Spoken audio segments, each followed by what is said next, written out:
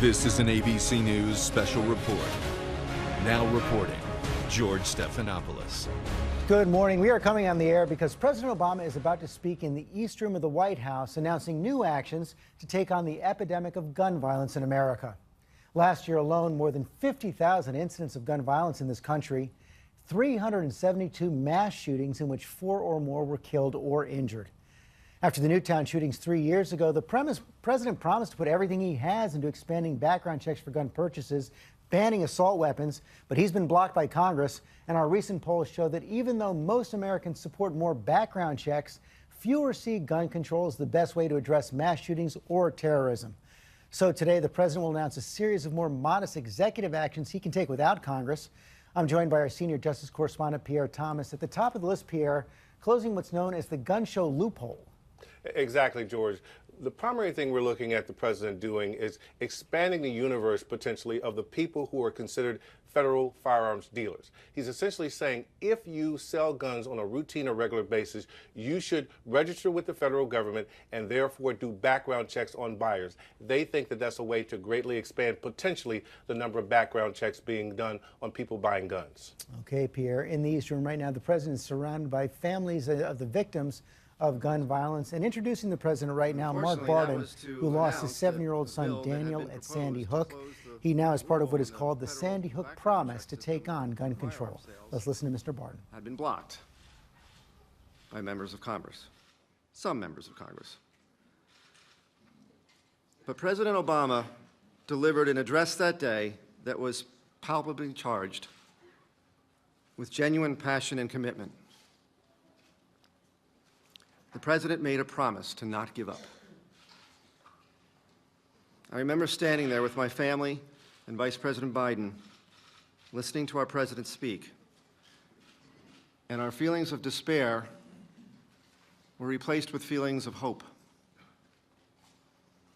And I remember thinking, who's going to help him with this? That's a tall order. And so since then, I've come to know and respect and learn from many amazing individuals and organizations who are doing good, smart work in this space, and many of you are right here, right now. Many of the folks in the Gun Violence Prevention Coalition, including Sandy Hook Promise, have had numerous meetings with Vice President Biden and President Obama and their top advisors to address this issue. But we can't do it alone, and the president can't do it alone. The thing is, every gun-related death is preventable. And we need your help. We need everybody engaged in this. President Obama made a promise as an elected official and a promise as a father that he would do everything in his power to protect our nation's children, to make our communities safer, and curb the loss of life to gun violence in America. So today, we celebrate another example of how President Obama and Vice President Biden continue to keep that promise. It is with such great honor that I introduce to you the President of the United States, Barack Obama, and Vice President Joe Biden.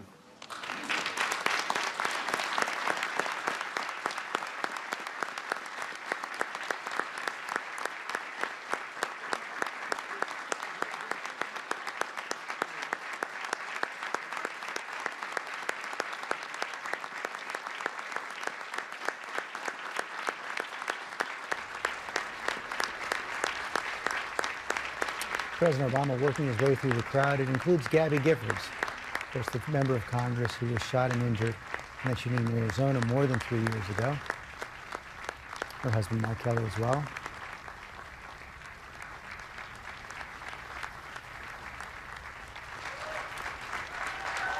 Thank you. Thank you, everybody. Thank you. Thank you. Thank you, everybody. Please have a seat. Thank you. Thank you, everybody. Thank you. Thank you, everybody. Please have a seat. Thank you so much.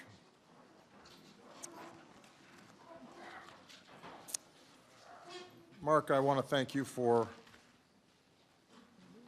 your introduction. I still remember the first time we met, the time we spent together, and the conversation we had about Daniel. And that changed me that day. And my hope earnestly has been that it would change the country. Now, 5 years ago this week, a sitting member of Congress and 18 others were shot at a supermarket in Tucson, Arizona. It wasn't the first time I had to talk to the nation in response to a mass shooting, nor would it be the last. Fort Hood, Binghamton, Aurora, Oak Creek, Newtown, the Navy Yard, Santa Barbara, Charleston, San Bernardino. Too many.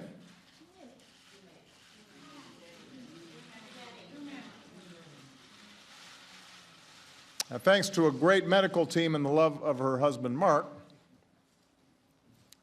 my dear friend and colleague, Gabby Giffords, survived. She's here with us today with her wonderful mom.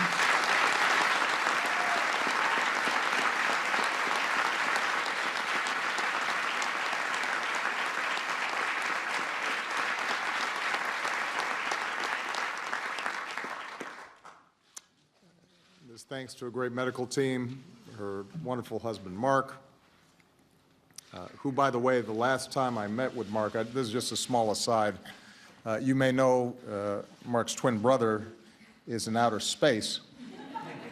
He came to the office, and I said, how often are you talking to him? He says, well, I usually talk to him every day, but the call was coming in right before the meeting, so I think I may have not answered his call, which made me feel kind of bad. That's a long-distance call. So I told him, if his brother Scott is calling today, that he should take it. Turn the ringer on.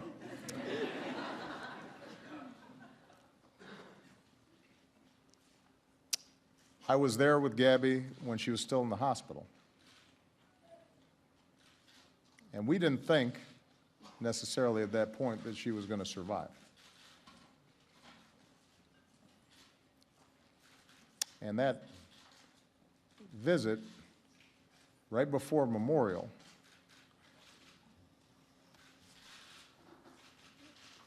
about an hour later, Gabby first opened her eyes.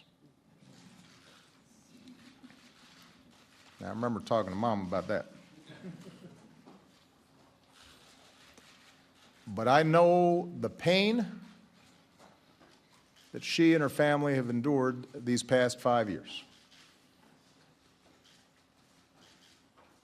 And the rehabilitation and the work and the effort to recover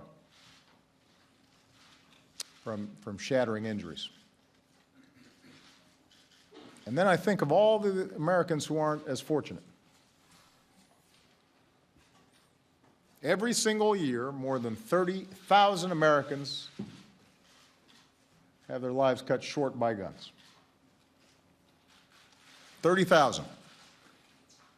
Suicides, domestic violence, gang shootouts, accidents. Hundreds of thousands of Americans have lost brothers and sisters or buried their own children. Many have had to learn to live with a disability or learn to live without the love of their life. A number of those people are here today. They can tell you some stories.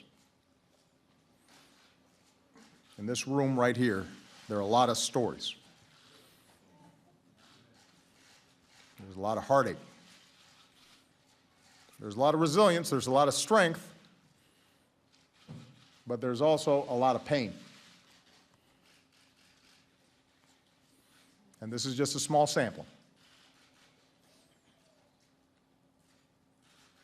The United States of America is not the only country on earth with violent or dangerous people. We are not inherently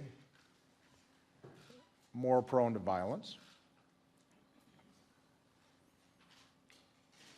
But we are the only advanced country on earth that sees this kind of mass violence erupt with this kind of frequency.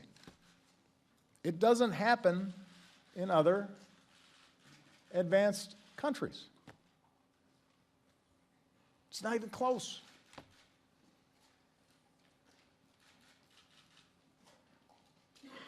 And as I've said before, somehow we become numb to it and we start thinking that this is normal.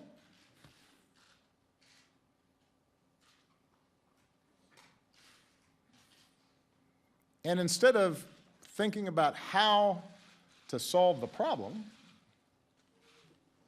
this has become one of our most polarized partisan debates.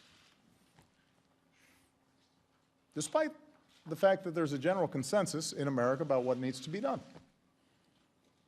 That's part of the reason why on Thursday I'm going to hold a town hall meeting in Virginia on gun violence. Because my goal here is to bring good people on both sides of this issue together for an open discussion. I'm not on the ballot again. I'm not looking to score some points. I think we can disagree without impugning other people's motives or without being disagreeable.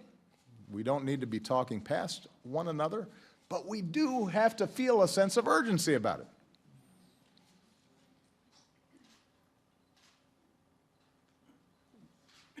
In Dr. King's words, we need to feel the fierce urgency of now. Because people are dying.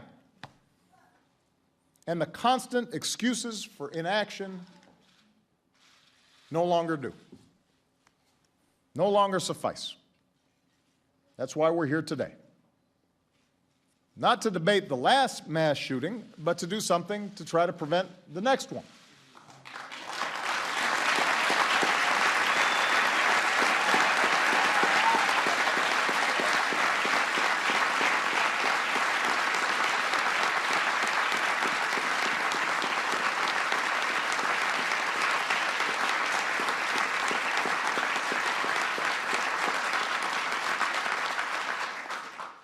To prove that the vast majority of Americans, even if our voices aren't always the loudest or most extreme,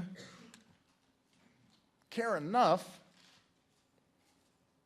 about a little boy like Daniel to come together and take common sense steps to save lives and protect more of our children. Now, I want to be absolutely clear at the start. I've said this over and over again. This also becomes routine. There's a ritual about this whole thing that I have to do. I believe in the Second Amendment. It's there written on the paper. It guarantees a right to bear arms. No matter how many times people try to twist my words around, I taught constitutional law. I know a little bit about this. I get it.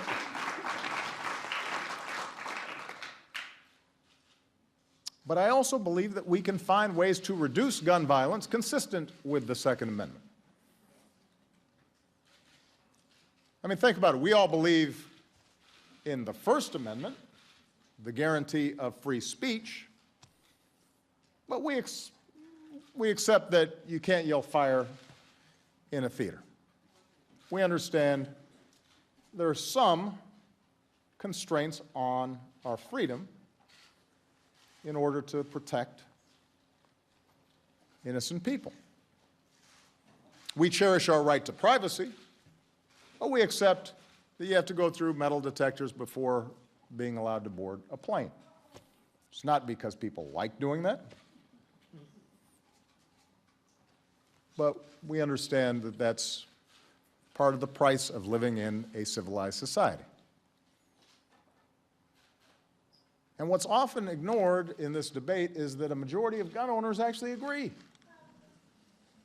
A majority of gun owners agree that we can respect the Second Amendment while keeping an irresponsible, law-breaking few from inflicting harm on a massive scale. Today, background checks are required at gun stores. If a father wants to teach his daughter how to hunt, he can walk into a gun store, get a background check, purchase his weapon safely and responsibly. This is not seen as an infringement on the Second Amendment. Contrary to the claims of what some gun rights proponents have suggested, this hasn't been the first step in some slippery slope to mass confiscation. Contrary to claims of some presidential candidates apparently before this meeting, this is not a plot to take away everybody's guns. You pass a background check, you purchase a firearm. The problem is some gun sellers have been operating under a different set of rules. A violent felon can buy the exact same weapon over the internet with no background check, no questions asked. A recent study found that about 1 in 30 people looking to buy guns on one website had criminal records. 1 out of 30 had criminal record. We're talking about individuals convicted of serious crimes, aggravated assault, domestic violence, robbery, illegal gun possession. People with lengthy criminal histories buying deadly weapons, all too easily. And this was just one website within the span of a few months. So we've created a system in which dangerous people are allowed to play by a different set of rules than a responsible gun owner who buys his or her gun the right way and subjects themselves to a background check. That doesn't make sense. Everybody should have to abide by the same rules. Most Americans and gun owners agree. And that's what we tried to change 3 years ago, after 26 Americans, including 20 children, were murdered at Sandy Hook Elementary. 2 United States senators, Joe Manchin, a Democrat from West Virginia, and Pat Toomey, a Republican from Pennsylvania, both gun owners, both strong defenders of our Second Amendment rights, both with A grades from the NRA. That's hard to get. Worked together in good faith, consulting with folks like our Vice President, who's been a champion on this for a long time, to write a common sense compromise bill that would have required virtually everyone who buys a gun to get a background check. That was it. Pretty common sense stuff.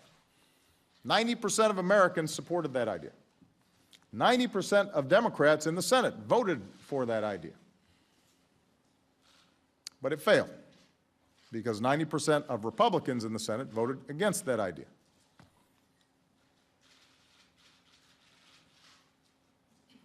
How did this become such a partisan issue? Republican President George W. Bush once said, "I believe in background checks at gun shows or anywhere to make sure that guns don't get into the hands of people that shouldn't have them." Senator John McCain introduced a bipartisan measure to address the gun show loophole, saying we need this amendment because criminals and terrorists have exploited and are exploiting this very obvious loophole in our gun safety laws.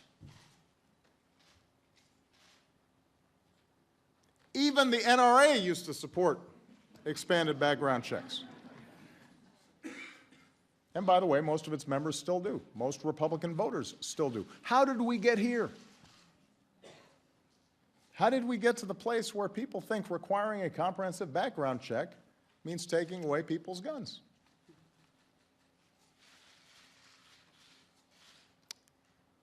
Each time this comes up, we are fed the excuse that common sense reforms like background checks might not have stopped the last massacre,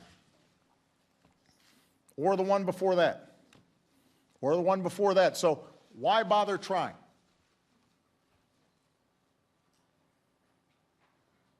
I reject that thinking.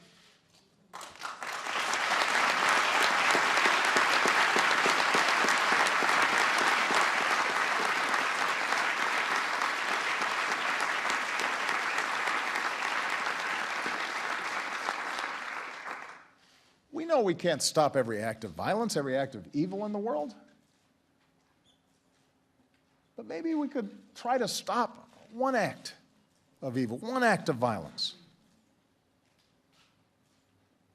Some of you may recall at the same time that Sandy Hook happened, a disturbed person in China took a knife and tried to kill with a knife a bunch of children in China. But most of them survived because he didn't have access to a powerful weapon. We maybe can't save everybody, but we could save some. Just as we don't prevent all traffic accidents, but we take steps to try to reduce traffic accidents. As Ronald Reagan once said, if mandatory background checks could save more lives, it would be well worth making it the law of the land. The bill before Congress 3 years ago met that test. Unfortunately, too many senators failed theirs.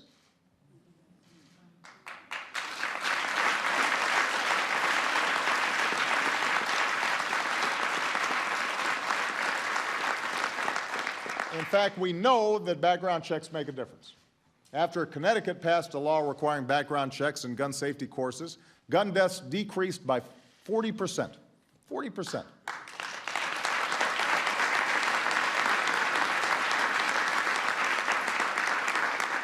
Meanwhile, since Missouri repealed a law requiring comprehensive background checks and purchase permits, gun deaths have increased to an almost 50% higher than the national average.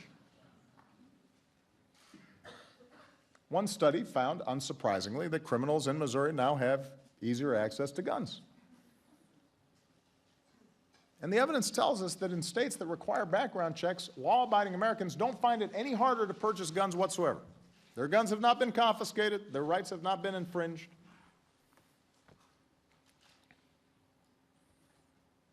And that's just the information we have access to. With more research, we could further improve gun safety, just as with more research, we've reduced traffic fatalities enormously over the last 30 years. We do research when cars, food, medicine, even toys harm people so that we make them safer. And you know what? Research, science, those are good things. They work. They do.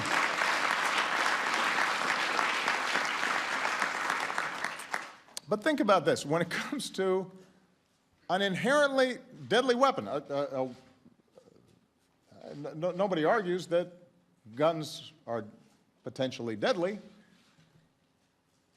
Weapons that kill tens of thousands of Americans every year, Congress actually voted to make it harder for public health experts to conduct research into gun violence. Made it harder to collect data and facts and develop strategies to reduce gun violence. Even after San Bernardino, they've refused to make it harder for terrorist suspects who can't get on a plane to buy semi-automatic weapons. That's not right.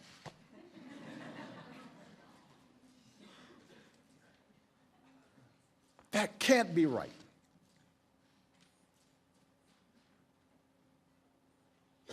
So the gun lobby may be holding Congress hostage right now, but they cannot hold America hostage. We do not have to accept this carnage as the price of freedom.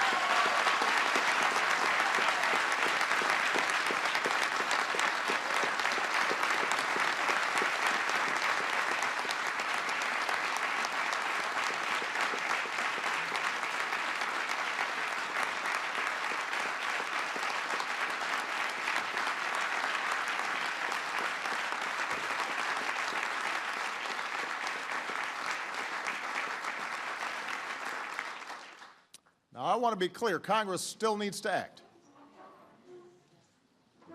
The folks in this room will not rest until Congress does.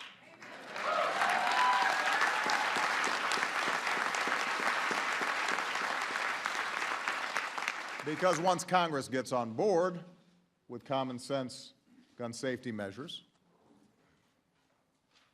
we can reduce gun violence a whole lot more. But we also can't wait. Until we have a Congress that's in line with the majority of Americans, there are actions within my legal authority that we can take to help reduce gun violence and save more lives. Actions that protect our rights and our kids. After Sandy Hook, Joe and I worked together with our teams, and we put forward a whole series of executive actions to try to tighten up the existing rules and systems that we had in place. But today we want to take it a step further. So let me outline what we're going to be doing. Number one, anybody in the business of selling firearms must get a license and conduct background checks or be subject to criminal prosecutions.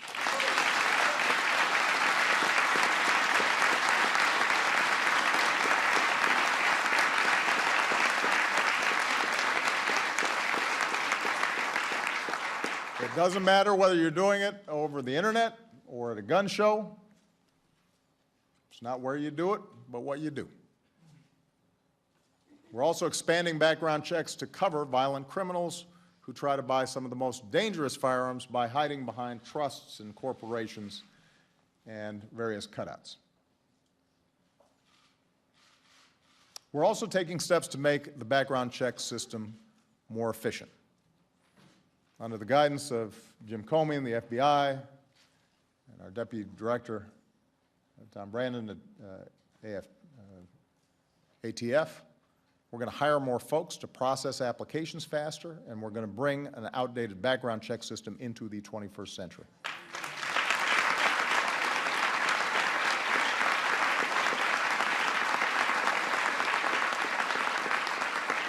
And these steps will actually lead to a smoother process for law-abiding gun owners, a smoother process for responsible gun dealers, a stronger process for protecting the people from, the public from dangerous people. So that's number one. Number two, we're going to do everything we can to ensure the smart and effective enforcement of gun safety laws that are already on the books, which means we're going to add 200 more ATF agents and investigators. We're going to require firearms dealers to report more lost or stolen guns on a timely basis. We're working with advocates to protect victims of domestic abuse from gun violence, where too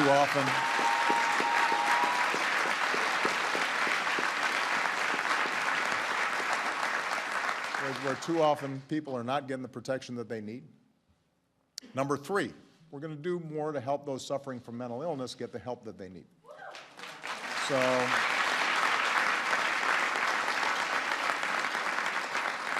high-profile mass shootings tend to shine a light on those few mentally unstable people who inflict harm on others, but the truth is that nearly 2 in 3 gun deaths are from suicides. So a lot of our work is to prevent people from hurting themselves. That's why we made sure that the Affordable Care Act, also known as Obamacare, finally, that law made sure that treatment for mental health was covered the same as treatment for any other illness. And that's why we're going to invest $500 million to expand access to treatment across the country.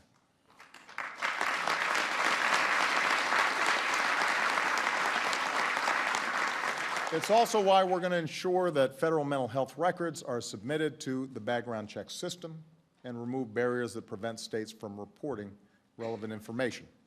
If we can continue to destigmatize mental health issues, get folks proper care, and fill gaps in the background check system, then we can spare more families the pain of losing a loved one to suicide.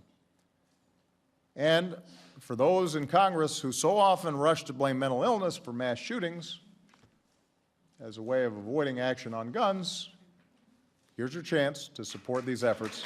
Put your money where your mouth is.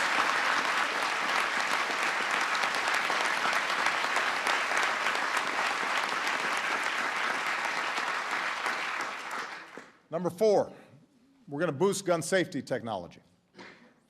Today, many gun injuries and deaths are the result of legal guns that were stolen or misused or discharged accidentally.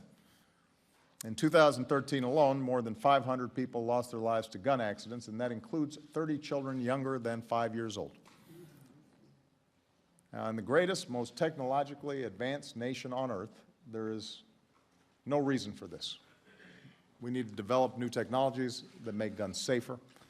If we can set it up so you can't unlock your phone unless you got the right fingerprint, why can't we do the same thing for our guns?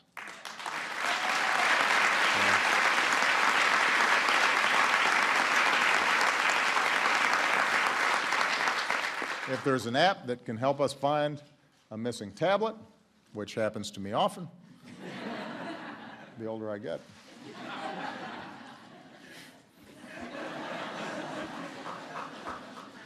If we can do it for your iPad, there's no reason we can't do it with a stolen gun.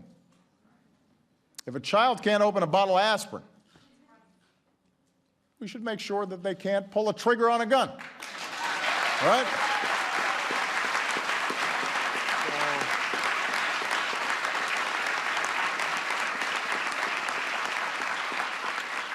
So we're going to advance research. We're going to work with the private sector to update firearms technology.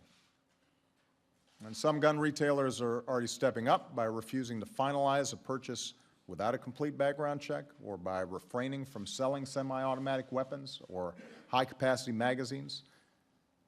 And I hope that more retailers and more manufacturers join them, because they should care as much as anybody about a product that now kills almost as many Americans as car accidents. I make this point because none of us can do this alone. I think Mark made that point earlier. All of us should be able to work together to find a balance that declares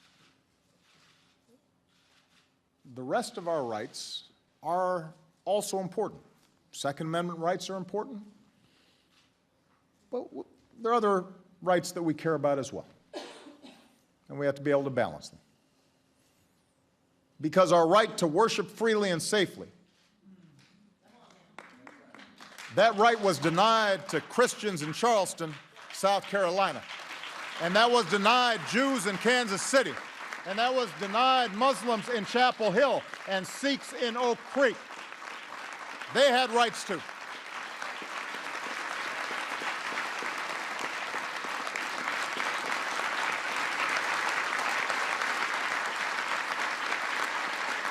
Our right to peaceful assembly, that right was robbed from moviegoers in Aurora and Lafayette. Our unalienable right to life and liberty and the pursuit of happiness, those rights were stripped from college kids in Blacksburg and Santa Barbara, and from high schoolers at Columbine, and from first graders in Newtown.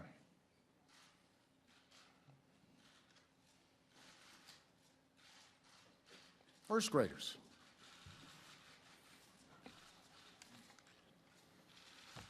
And from every family who never imagined that their loved one would be taken from our lives by a bullet from a gun.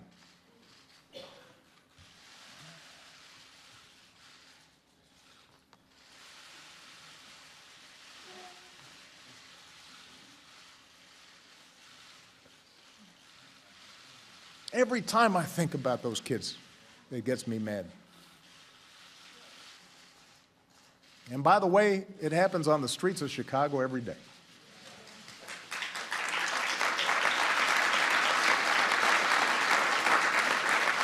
So, all of us need to demand a Congress brave enough to stand up to the gun lobby's lies. All of us need to stand up and protect its citizens. All of us need to demand governors and legislators and businesses do their part to make our communities safer.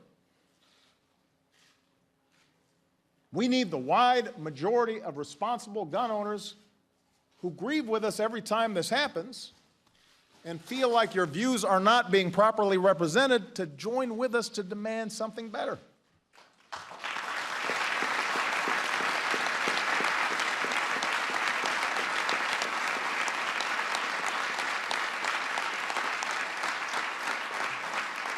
And we need voters who want safer gun laws and who are disappointed in leaders who stand in their way to remember come election time.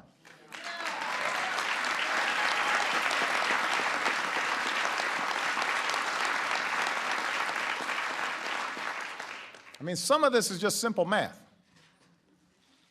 Yes, the gun lobby is loud and it is organized in defense of making it effortless for guns to be available for anybody, anytime. Well, you know what? The rest of us, we all have to be just as passionate. We have to be just as organized in defense of our kids. This is not that complicated. The reason Congress blocks laws is because they want to win elections. And if you make it hard for them to win an election, if they block those laws, they'll change course, I promise you.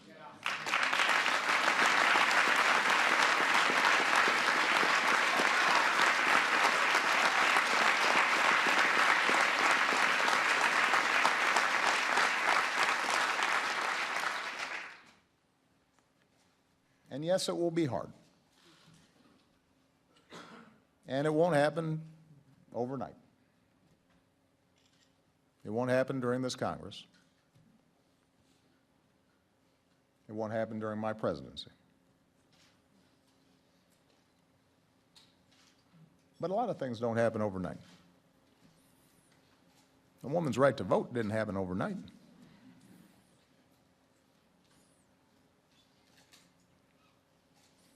The liberation of African Americans didn't happen overnight. LGBT rights, that was decades worth of work. So just because it's hard, that's no excuse not to try. And if you have any doubt as to why you should feel that fierce urgency of now, think about what happened 3 weeks ago. Xavion Dobson was a sophomore at Fulton High School in Knoxville, Tennessee. He played football, beloved by his classmates and his teachers. His own mayor called him one of their city's success stories.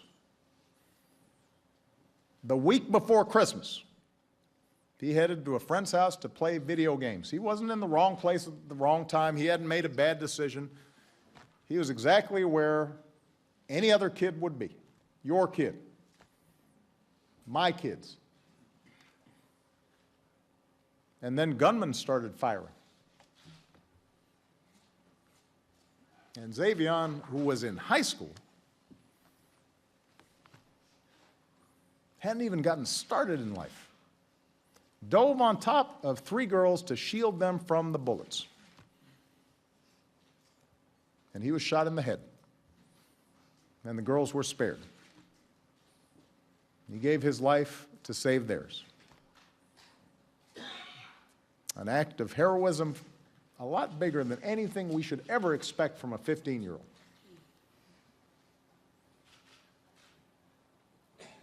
Greater love hath no man than this, that a man lay down his life for his friends. We are not asked to do what Xavion Dobson did.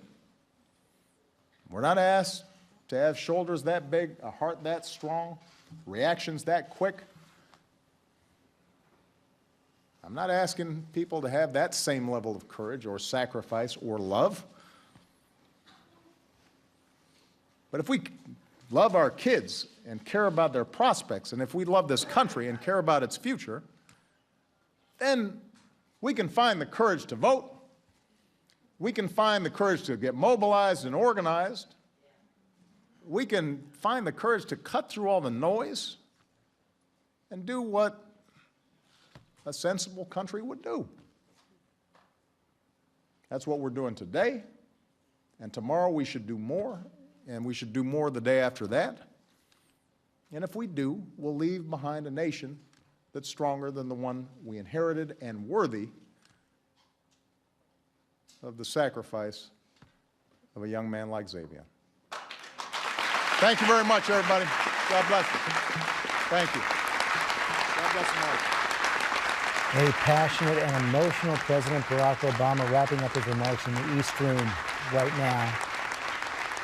Tearing up as he spoke about the victims, the rights being robbed from the victims of gun violence, especially those first graders at Sandy Hook Elementary School back in December 2012. The President often called that the worst day of his presidency, demanding action now, saying that the gun lobby may be holding Congress hostage, it cannot hold America hostage, as he lines up a series of executive actions to expand and improve background checks, to enforce the laws already on the books, improve gun safety technology, more research into mental health. The President, so often frustrated on this issue, so often allows his passion to show. Also, referencing the opposition, I want to go to our chief congressional correspondent, Mary Bruce, also covering the speech this morning. And the President referenced that opposition, already some pretty fierce opposition from the Speaker of the House and Republicans on the campaign trail.